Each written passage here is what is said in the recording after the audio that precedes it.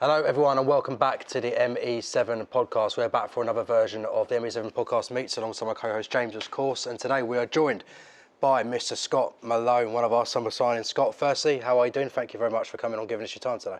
Yeah, no problem. Excited about being on. This is the first time I've really done something like this.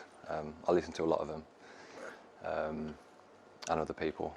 I enjoy doing these type of things. So let's just get cracking onto it. Let's go back to the early time in your career. So you signed for Wolves as a pro when you were 18 years old, been in the academy since the age of 9. Fortunately not able to make a pro appearance for Wolves, but you did enjoy numerous loan spells at that time, the likes of Burton Albion, Southend. There was a club, I believe, in Bulgaria whose name escapes Hungary. What was the club called? Budapest. See, I wasn't going to pronounce that properly. I'm glad I let you do it. But in that period of your career, when you were such a young lad coming through, obviously it probably was disappointing you didn't get to play for the Wolves after being there for so long. But how was it initially to get that first experience of men's football at the likes of, your well-known clubs in England, I suppose, in terms of Burton Albion and Southend, etc.? The first one really was the Hungary one.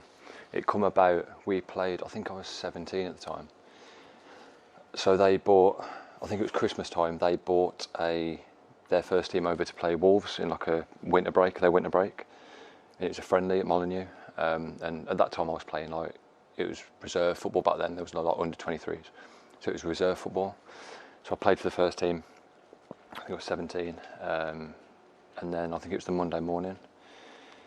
The academy manager at the time pulled me in and went, "Are you going on loan?" I was like, "Right." He was like, "Yeah, you're going to Hungary?" I was like, "What, for the team we just played?" He was like, "Yeah." I was like, "All right." He said, "Go home, speak to your family, make a decision. Do you want to go?" And I thought, "Well, yeah." I wasn't really getting an opportunity in the Wolves first team. I was 17, still too young. I think they were in the Premier League at the time, or they were yo-yo in between the Premier League and the Championship. So I wasn't quite ready. So yeah, I went there. There was 2 other lads from West Ham, Tony Stokes. I forget the other fella's name now. So yeah, 3 of us jumped on a plane, went out there. It was it was surreal, to be fair. Took me a pair of car keys and went, "There you go." Just passed my test 2 weeks before. I didn't even ask for a licence, nothing. So I went, "Yeah, go ahead with it." Put us in the house. That was different. I had to grow up a lot, really quick. Like cooking for yourself. Well, not for myself. There was 3 of us, so we all did it. Cooking, looking after yourself, getting to training on time. But yeah, that was a really good experience. Southend, I forget what order it comes in now. I think did I go to Burton after that? Or was it Southend? Might be Southend, but it was loans back to back. Yeah. So I got quite used to living away from home and looking after myself and playing men's football really. I quite liked, the Burton one was really good. I think Pesky Solido was the manager. Gary Rowett was his number 2. I think I was 18, 19, I can't remember, so long ago. But yeah, that was like real League 2 football back then. That was my first taste of real football. I really enjoyed it. I think that helped me kick on with a bit of confidence. Because when you're playing reserve football at Wolves and training with the first team, then back with the reserves, under 18s, whatever it was, you don't really get to taste what it feels like to win 3 points.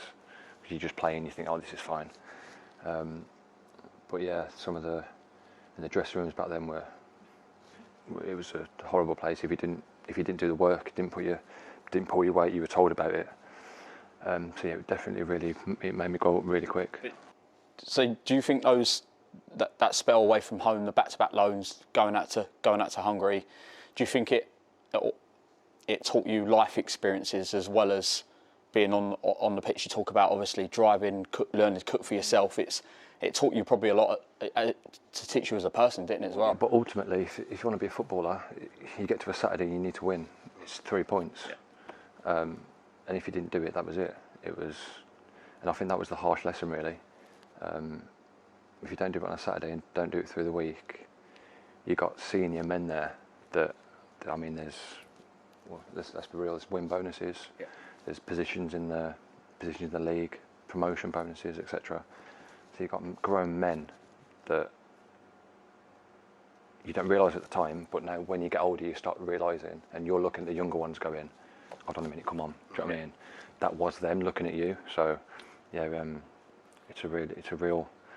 I think it's an important time younger players when they're young. I mean, it's changed now, isn't it? It's under 23s football, and it's the whole model's changed from when I was 17, 18. But it makes you really think about the real world. Obviously, one of your loan spells, Bournemouth. I was watching a video the other day, and I noticed a young Scott Malone, 2011, run down half of the pitch in the FA Cup, and who's he scored against? Gillingham. Do you remember it? In the FA Cup, we drew 3-3, Dean Court, and you run the length of the pitch. Right foot in the top corner. Yeah, I remember that one. It's one of my good ones, yeah. There was a replay which didn't quite go your way though. Yeah. I can't remember. I don't think I played in the replays there. I don't think you did, but yeah.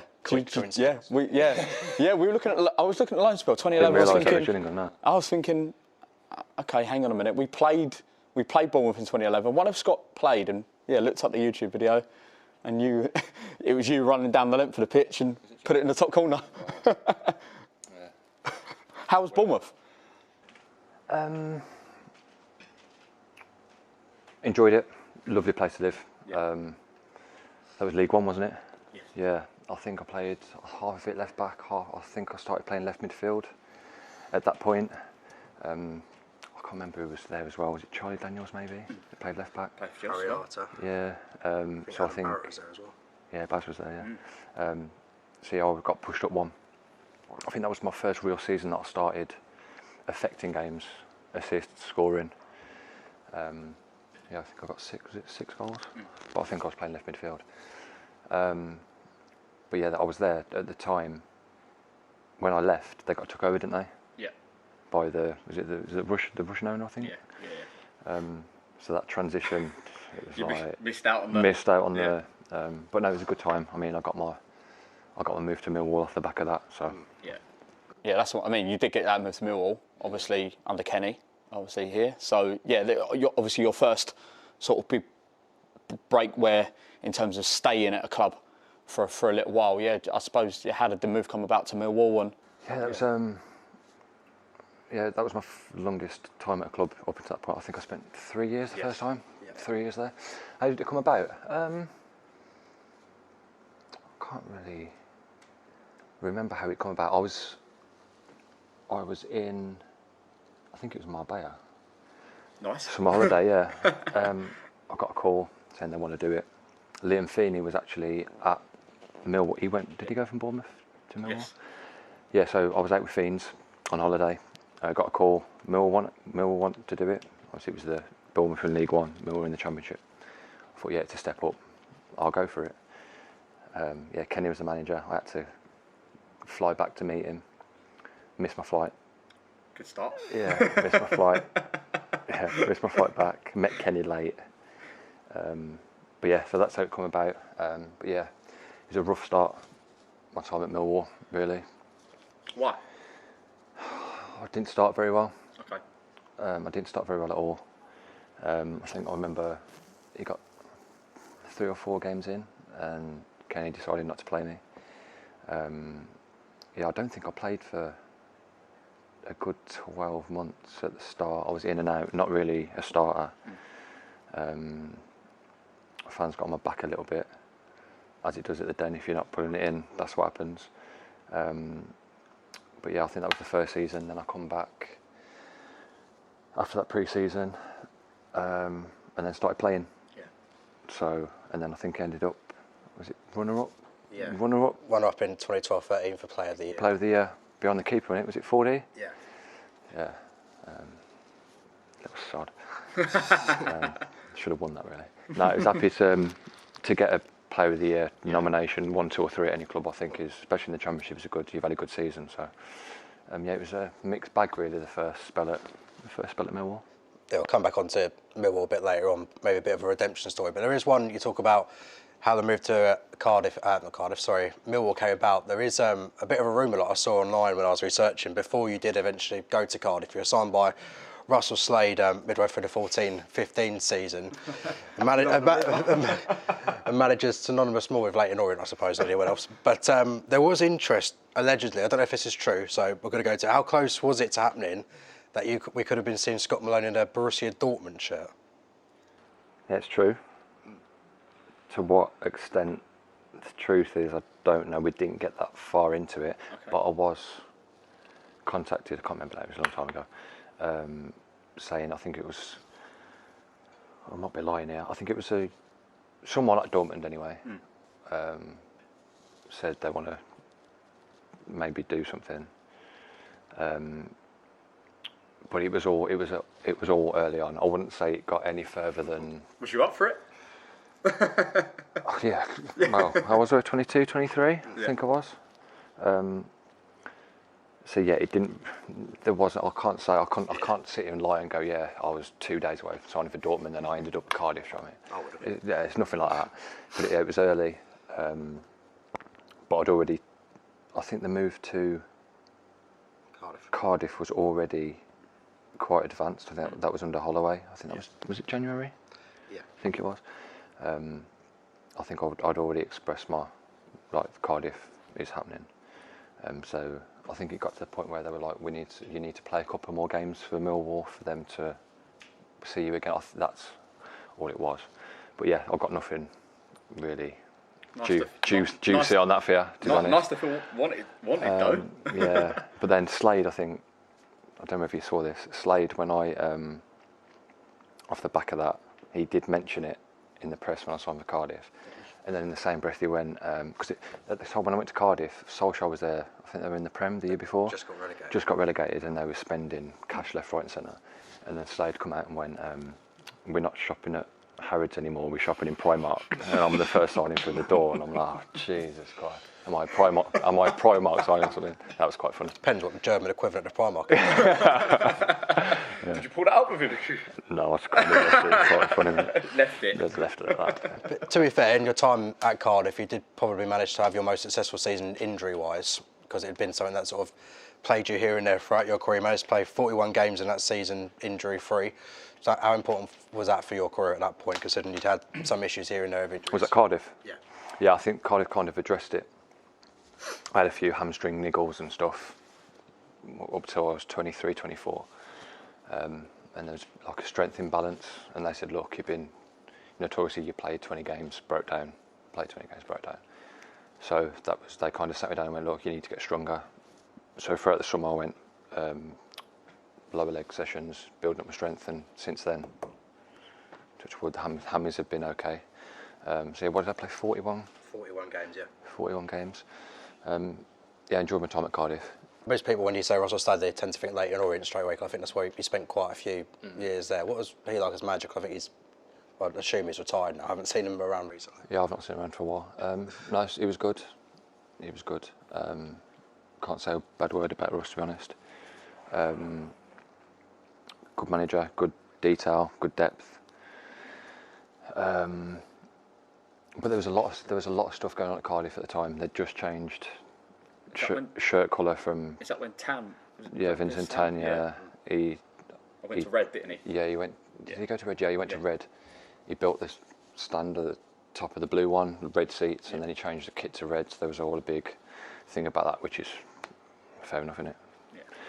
So yeah, there's a lot of stuff going on behind the scenes at Cardiff. Obviously, the transition phase didn't help with going from Premier League, I could have said, to the Championship with the influx of players and people on big money and stuff. But no, Russ was good. Always good to me. How long did Russ last? I don't think it was much longer. I think there was quite a few managers before at Cardiff, just before. Lasted a year, didn't he? Yeah. But no, Cardiff was good. Really good. It's one of those signature stars, isn't he? So everyone thinks of Alex Arsene Wenger's big trench coat. He always had the hat, Russell Slade, didn't he? Yeah, the classic hat. Yeah. Just keep his head dry, probably. Yeah, obviously, you went to Fulham, big club, massive club. Obviously, smile on your face says it all. Yeah, just tell us about Fulham. I'd say, in my career, one of the best managers I've worked for. Yeah. Yeah, Slav Jukanovic was excellent. Why? What about him?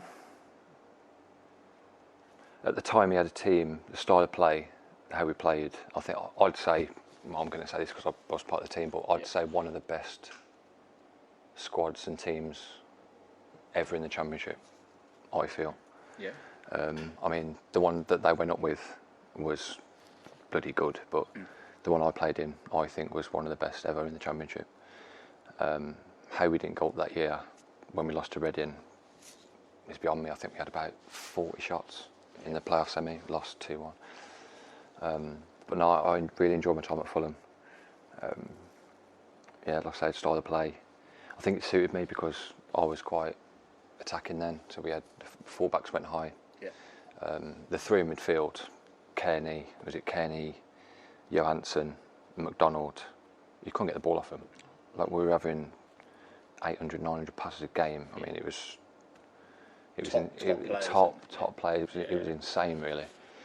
Then obviously Chrissy Martin come in towards the end, started bagging the goals in. So yeah, how we didn't go up that year, it's crazy. But yeah, I really enjoyed my time there. Really loved it. One of the best times of my career, really. Yeah, obviously, you scored 6 goals in 36 appearances.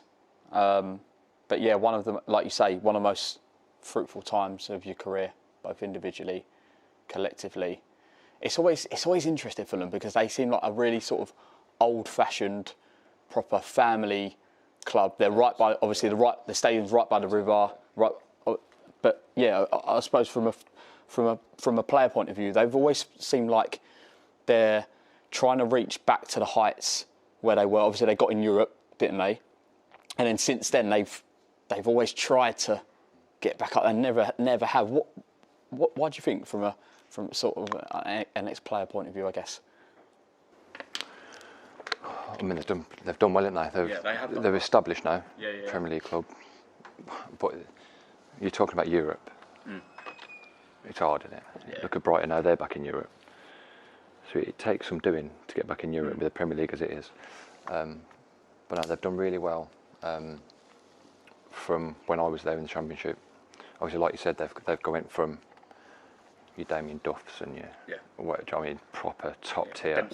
Dempsey, top tier, and then they obviously went down to the Championship. And now they're working they're working their way back up slowly. But they've got everything there. They've got the training ground. They've got the stadium. Great place to live. It attracts players. So it's got everything that is right about the club, really.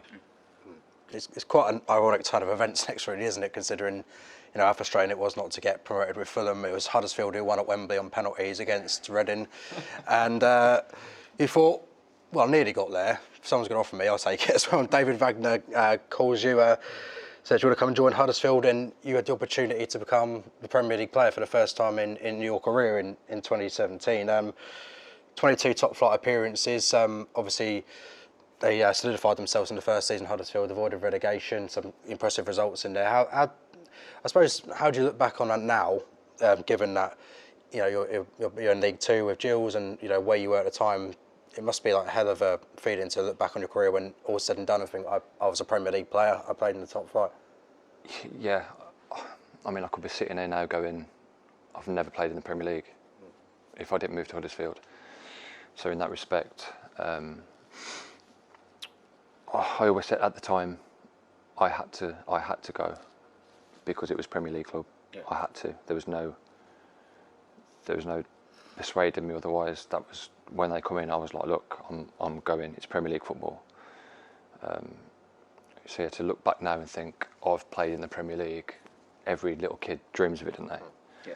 You start off to be a Premier League player. I've done it. But then a bit like the Bournemouth one, I left. Yeah. Bournemouth went on. Yeah, it happened again, hasn't it? It happened again. I left Fulham next season. I think they went up. Did they go up, come down, went back up, whatever it was. But no, I can honestly sit here and say I'm so pleased. I played in the Premier League. It's a different world. Yeah. Yeah, it's a different. What about it? So different. It's blown up like you wouldn't believe. It's even pre-season, you're having meeting after meeting about what you can do, what you can't do, what your roles are as a player in the Premier League, how many leagues it's broadcast over. There's so much in depth, and then when you get to the grounds, there's cameras everywhere. You go there thinking, oh, it's match of the day tonight.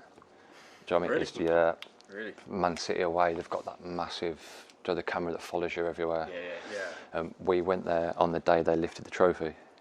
I think we got a 0-0 draw. They absolutely battered us, like from start to finish. Couldn't get out of half. They battered us. Yeah, drew 0-0. That was the back end of the season when we were still. Well, I think we were sat at the bottom three. Finished 16th in the end. But we still had to pick up a few points. But yeah, that was some experience. Man City away. I bet that felt like a win, didn't it? Lifting with them lifting the trophy. It was everyone was there. Everyone. Yeah, some atmosphere that was. It seems like an obvious question, I suppose, because obviously the quality of the Championship is still very high. But when you are going to places like the Etihad, Old Trafford, Stamford Bridge, well, I bet you wish you could go to Stamford Bridge these days. Anfield and places like that, you're seeing like the quality on show. I'm sure Liverpool would have had the Mane, Salah, Firmino back then as well. What was the jump in quality like when you were going to those sort of places, and how do you sort of acclimatise to that? It's totally different in a way of, in the Premier League, it's Saturday. If you're not in Europe, it's Saturday. If you're playing the top teams, it's probably Saturday, depending on what their European obligations are. So if you look at the fixture list, like Huddersfield, we were like, right, you look at the fixture list, you go Liverpool, you got Liverpool, Man U and Spurs, Saturday, you're sitting there thinking, oh my God, we're not picking up a point for 3 weeks. But it's just a gulf in,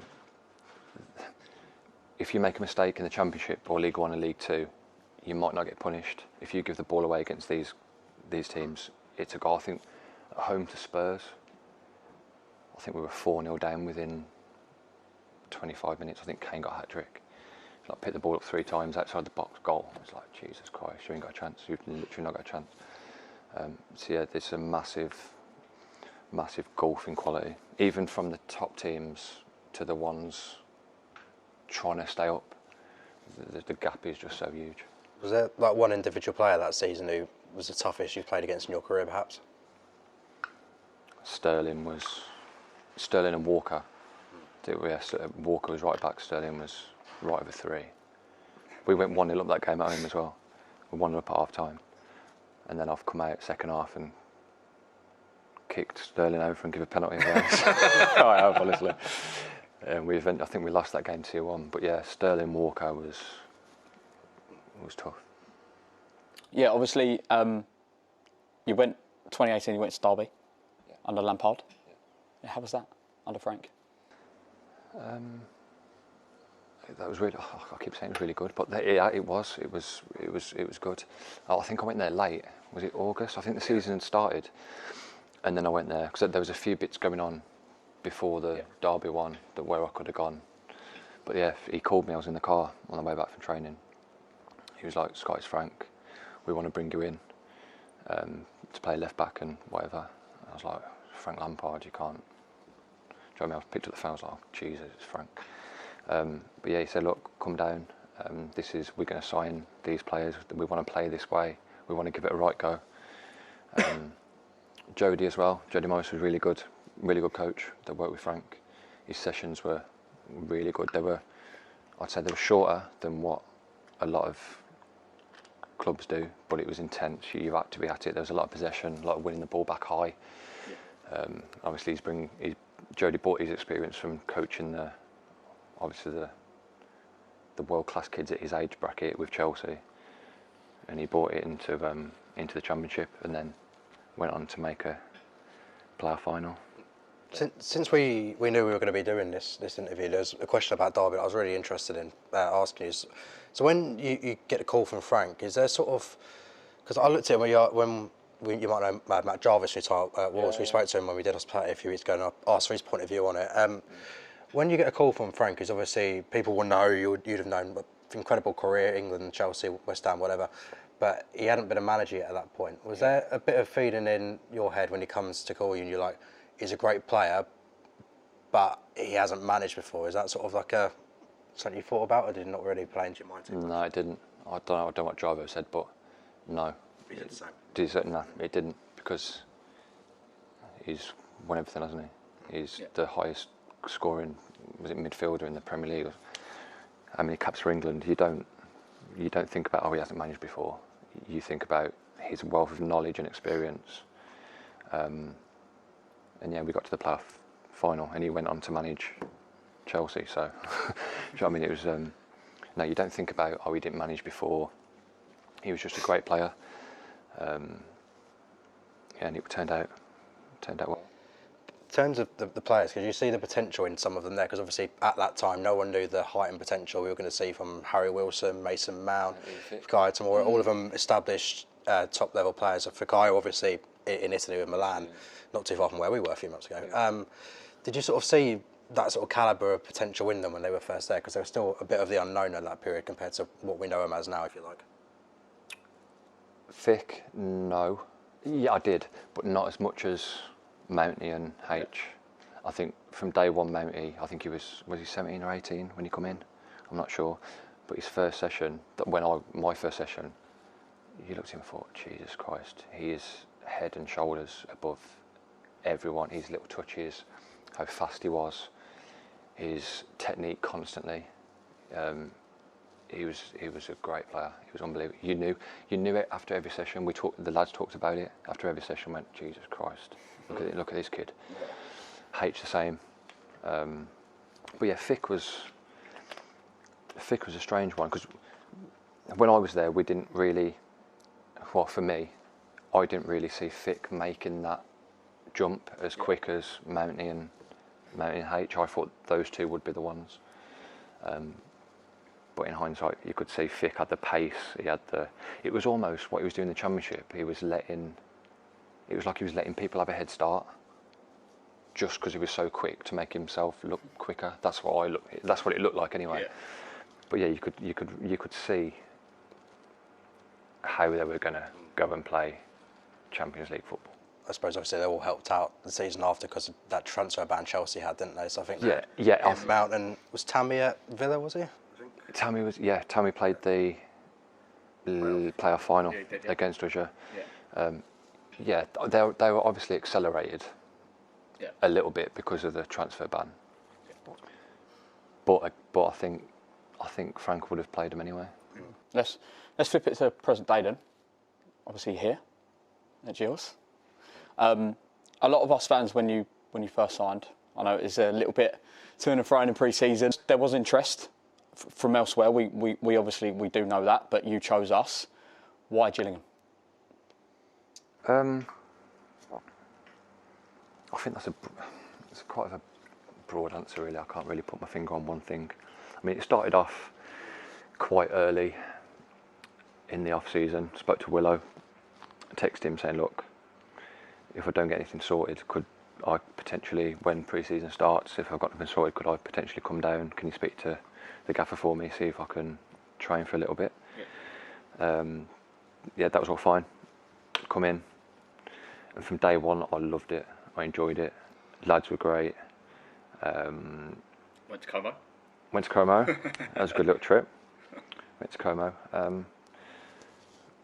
Why am I here? Because I loved it. I wanted to. I think I said to the manager when he on the phone. I said, this isn't me settling. I know I've got to come here, perform. Otherwise, I don't play, and that's as simple as that. No matter what club, whatever level, if you go in, you have to perform. If you don't perform, you don't play.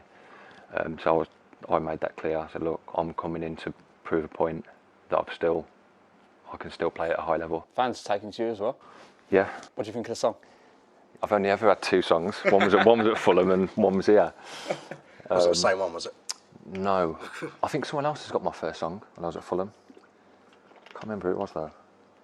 The runs down the wing one. Yeah. So I don't know who it is. But yeah, someone beat me to that one. But yeah, song's great.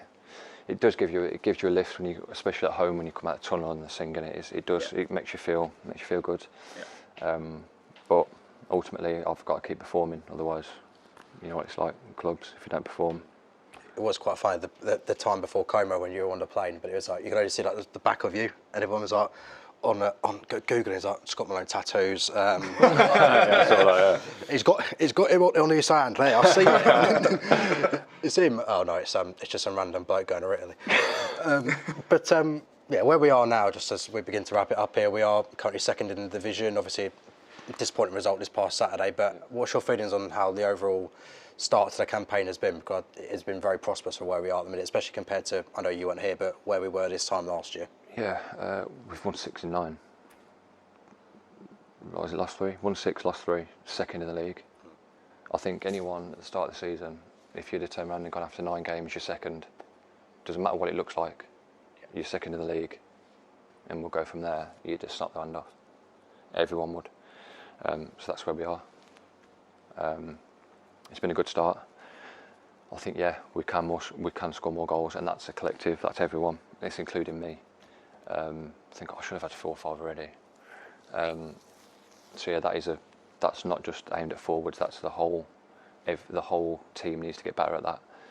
And we've only conceded 8, and we shouldn't have conceded 2 or 3 of those. That's probably our errors as well. So it's been a good start. We're second in the league, and I look forward to the next. Was it 30? If my maths is right, 37 games. Yeah. Starting with a very tough one at the weekend as well. Very tough month coming up as well. Obviously, if is it Mansfield, Notts County, Swindon maybe in there as well. Yeah. If you want to go up, you've got to beat the teams around you. So that's the same in every league, isn't it? Hopefully that will be the way it pans out. So Scott, thank you very much for joining us today. It's been an absolute pleasure. Thanks, Scott. No worries. Thank you very much. You have been watching the ME7 Podcast.